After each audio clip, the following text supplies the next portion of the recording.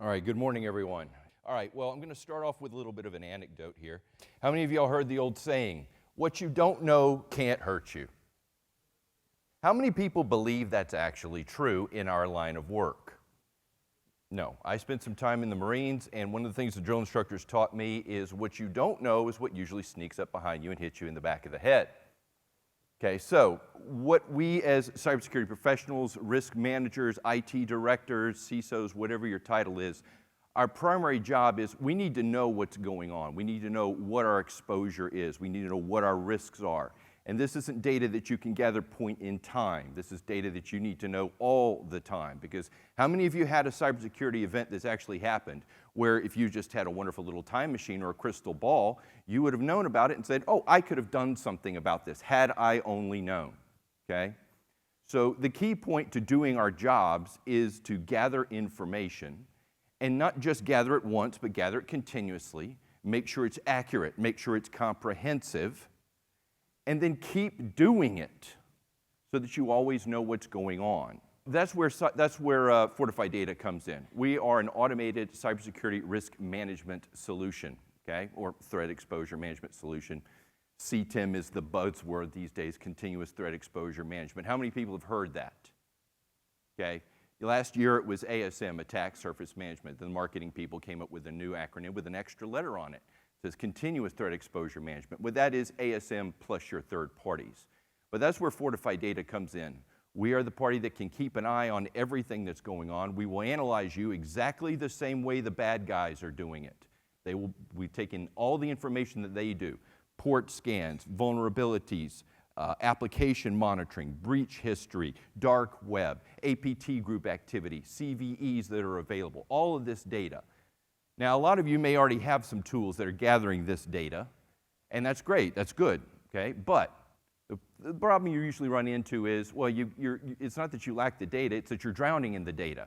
You need to have this data analyzed, and it takes a lot of time, and if you have to do it every single day, well, that's an FTE right there, okay?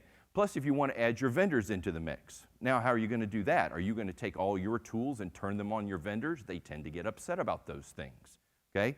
So how can you keep an eye on everything that's going on? Well, let's talk about how we got to where we are today. All right, the evolution of risk assessments. Back in the olden golden days, we used to do this stuff with spreadsheets, Word documents. You'd send Excel spreadsheets to folks with a bunch of questions on them, or you'd fill them out, or someone would send them to you, and you had to fill them out. I had a wonderful time as an IT director having to deal with that stuff. But it's very static. It's a point in time, for one thing. It's also reactive by nature, okay? It doesn't really do anything to improve your security. It's just, okay, this is what I think is going on right now, and if somebody gives you information that's not correct or not complete, or God forbid a vendor lies, and not like they ever do that, then now, well, granted, you've got some legal cover, but you still got to clean up the mess, okay? So, again, very reactive in nature. So that's why people move to what we call the first generation rating system. All right, this is companies you've probably heard of, like BitSight, Security Scorecard, Risk Recon, et cetera, where they focus very heavily on passive data acquisition, OSINT data sources. I'm assuming everybody in the audience here is familiar with what OSINT data sources are. But it's any data that you can get on yourself or any entity that is obtained usually by passive means, okay? Sensors out on the internet that might be catching your traffic, stuff that's showing up in search engines, things of that nature, okay? It's something you can get without actively probing you or the target, okay? The disadvantage to this information is twofold. One, it's not very comprehensive, because there's a lot of data that you simply can't get from a passive assessment on someone. So it's not very comprehensive. The other thing you're going to run into with OSINT-based analyses is that it tends to be not very timely information. You're not seeing what's going on right now. You're seeing what has been going on 30, 60, 90 or plus days ago. I'll give you a good example. If you're a day trader in stocks and you're always trading on what the stock price was 90 days ago, you're not going to be a very effective day trader. You need to know what's going on now, and you need to know that information is comprehensive. Okay? How many people out here have used one of these security ratings tools where you see, oh, this organization has an A or a B rating, they look really safe, and then you find out, next week they got breached.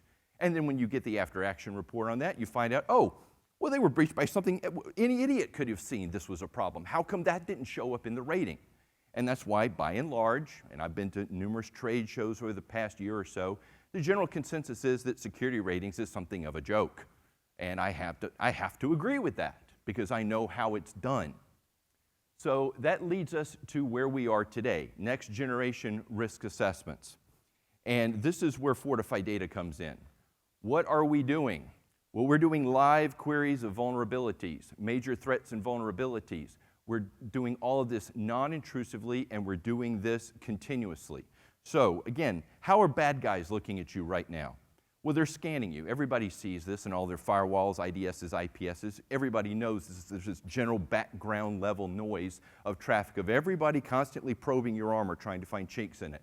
So they can find what's valuable, how can they exploit it, how can they get in undetected, do something nasty, and then get back out, okay? So we're going to do exactly the same thing, okay? We're going to be scanning your entire attack surface, all assets, all ports, and you don't even need to tell us what your stuff is. You don't tell the bad guys what your stuff is. They have very, very good methods of figuring out what your asset footprint is. We just took a page out of their manual and used many of the same tools and techniques that they do to figure out what your attack surface is. And we only need one data point to assess any company on the planet. We don't care who they are, we don't care where they are, and it's just we need their root domain, because that's where the bad guys start. Okay, so we can automatically figure out everything that you have that's public facing. Okay? And then, as like I said, we're going to do a full attack surface analysis on it from that point. Now, I know there are some products out there that say, oh, we do active scanning too.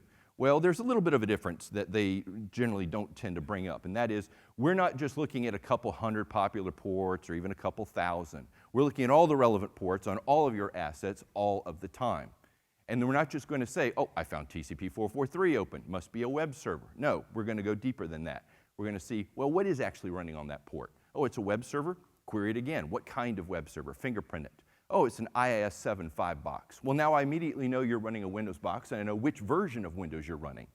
Then we can engage up to 160,000 additional tests on every port, on every service, on every asset to figure out how is this thing configured? How is it patched? What information will it give up about itself? This is the same thing the bad guys are already doing against you right now, okay? So we're going to give you all of that information. And then we're also going to look at all the web applications. What are they doing? How are they configured? How are they patched? Everybody heard about the wonderful WordPress stuff that just happened this week. That's all over the place. How many people got hit by Log4j about a year or so ago? Okay, well, we were actively informing our entire clientele if they had Log4j within 48 hours of the public announcement. Not just themselves, but they were able to know if any of their vendors were affected by it too. Okay? So this leads us to where we are today. CTEM, Continuous Threat Exposure Management. Attack Surface Management, finding out what your attack surface is. Risk-based vulnerability management. Okay? Now here's where the analysis piece comes into play. Okay? As I said earlier, some of you may have a lot of these tools or methods already in place to gather some of this data. And maybe you're doing it once a week, once a month, or whatever. Continuously would be a lot better, obviously. Okay? But then you run into another problem. You're drowning in data. Okay? If this thing generates a 300-page report every single day, no one's ever going to read it. Thus, you're never going to take action on it. Okay? So what we want to be able to do is take all that data, and then we're going to analyze it the same way you would, the same way any trained cybersecurity professional would. We're going to be looking for things like vulnerability correlation. Do you have vulnerabilities interact with one another? Okay? Are there open CVEs for what you do have? Are APT groups targeting what you currently have? Do you have other configuration issues that play off one another? Good example, if you've got a vulnerability, let's say, that can only be readily exploited if, say, the attacker can drop a file in a very specific location. But they have to know your directory structure on your asset in order to do that, because they got to know where to put the file. What if simultaneously you have a config error in there that is exposing your directory structure? Well, now you've given the bad guy an extra piece to that puzzle. So you as a cybersecurity professional, you would recognize that and say, okay, I understand now that this vulnerability is a bigger deal than just the raw CVSS score might appear. Well, we're going to do that exact same kind of analysis. and then we'll automatically elevate the risk level where appropriate. So if you can say, well, this is a CVSS-5, I'm probably not going to be all that concerned about it immediately. But then again, if I've got additional correlations on this, that's going to bump that risk level up and say, oh, okay, I really do need to pay attention to this right now, okay? Then there's third-party risk management. Okay, again, many people have either a somewhat or very mature process for keeping up with their stuff on themselves, but you're loath to turn this against your third parties. Why? Well, you're going to be the source of traffic. They're probably going to see, and they probably aren't going to like it that you're scanning them and probing them. And plus, who has the time for this kind of stuff, okay? You might have 20, 30, 40, 100, 1,000, 2,000 vendors. How are you going to keep up with all that? Well, again, that's where we come in, okay? Everything we do as far as assessing you and your attack surface and your correlations and all of that kind of stuff, we do exactly the same thing for the third parties. Everybody gets put under the same microscope in our organization. So CTEM is looking at this and saying, well, yeah, your vendors form an extension of your attack surface, okay? If they're at risk and they have access to your sensitive data, or they have access to your sensitive systems, they're putting you at risk, and you need to know that, okay, for a variety of reasons. One, let's say you can't have any influence on it, okay? I can't dump this vendor, I can't tell the suits that they need to, not sign the contract with these guys. But you still are going to be held responsible, or for the very least, doing the cleanup if a breach happens, okay? So it would be nice to know if these guys are placing you at extended risk, well, you can take some measures. You can put some compartmentalization in place, limit the damage. You can look at your backup and recovery procedures and say, I need to be more prepared here than there because there's a greater risk here. There are things you can do if you know you need to do them, okay? So that comes back to you need to know. And then configurable security ratings. Again, right now, most folks, like I said, the BitSight Security Scorecard, Risk Recons of the world, you've got their scoring model. What if you don't like their scoring model? What if you think they rate things too highly here and not enough there? Okay? Well, we have a configurable security rating. So you can actually build your own scoring model and use that to monitor your third parties or yourself, however you want to do it. Okay? So now we've talked about all the information that we're gathering and everything. Let's talk about the benefits of automating this, because again, what we're doing isn't magic, okay? Gathering all this information, the information's there. If you have the right tools and you have enough time and you have the talent to understand the results, you could probably gather most of this information yourselves, okay?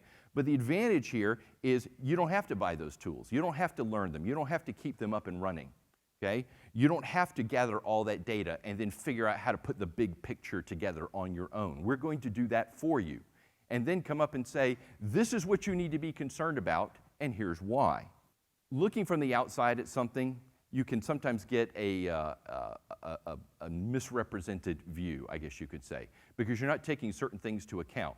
For example, if you have an asset that is just a marketing website, no offense, Marshall, he's our marketing guy over here, but you're not going to care that much about that asset. It's some static website, it's not connected to anything important, it's sitting out by itself, okay? If you find a vulnerability on that, you're going to treat that completely differently than if you find a vulnerability on one of your assets that holds your most valuable data or your most key web application. Obviously, those two things do not contribute equal amounts of risk. So that's where we come in on this. You can classify your assets as to what they do and what kind of data is at risk on them, and that factors into the prioritization and the scoring model. Other things we're going to be looking at, and again, we didn't make this up. This comes straight out of the NIST handbook, okay?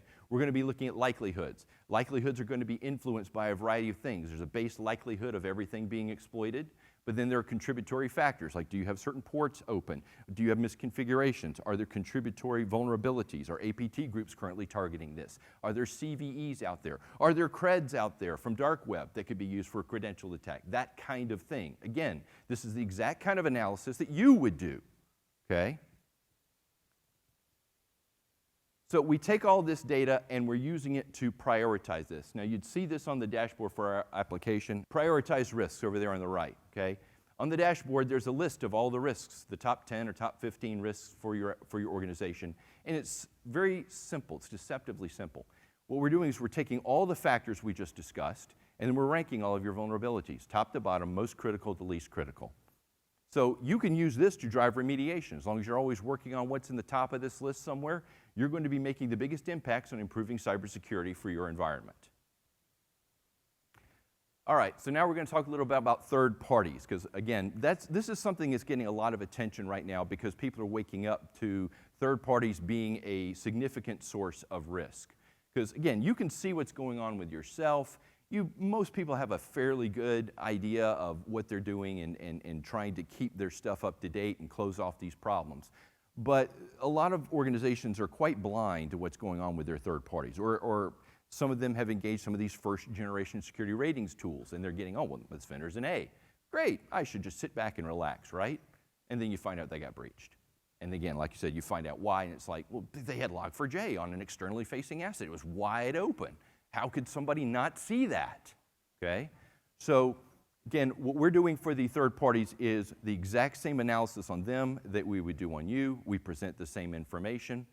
We're tracking all their vulnerabilities, and since this is a continuous product, one advantage you have here is you're not just seeing what's going on with them right now, but there's historical on there, and on top of it, you can track them as they get better. So for example, for you or them, as you patch things, you don't have to come into the application and say, I fixed this, okay? We're gonna know you fixed it because we're continuously testing you and your third parties for all of this stuff, okay? So and we're not about to take your word that somebody patched something. Would you take a third party's word they patched something and not check them? I certainly wouldn't, okay?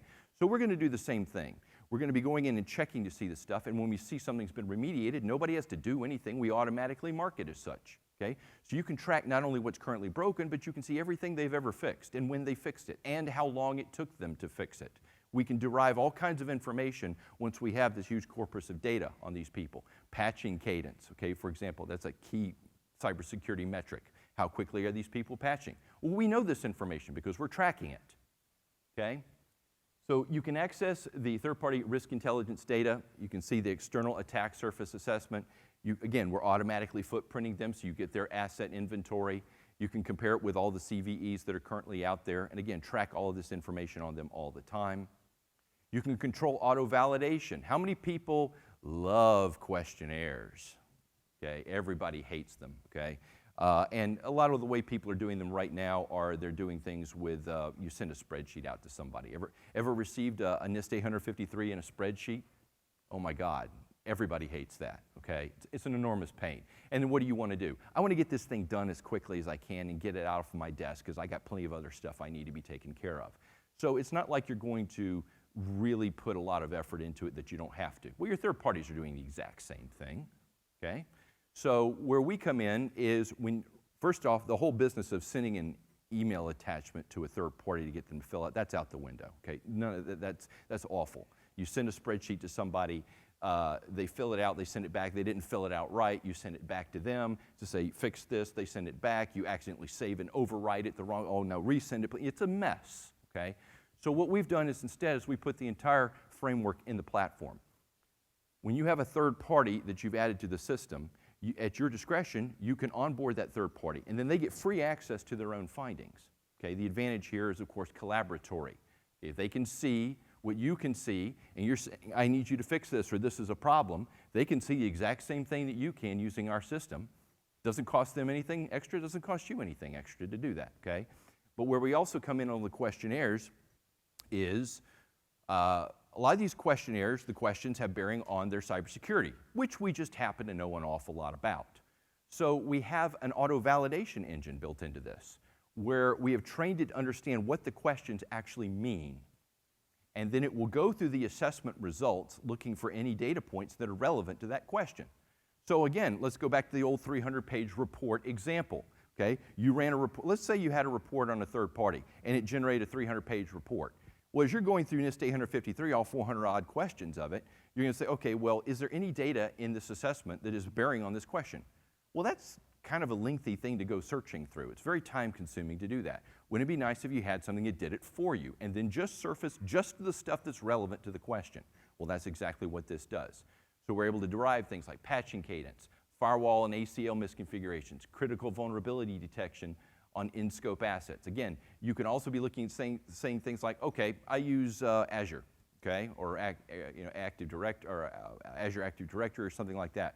Can I put in Microsoft.com and scan them? Absolutely you can.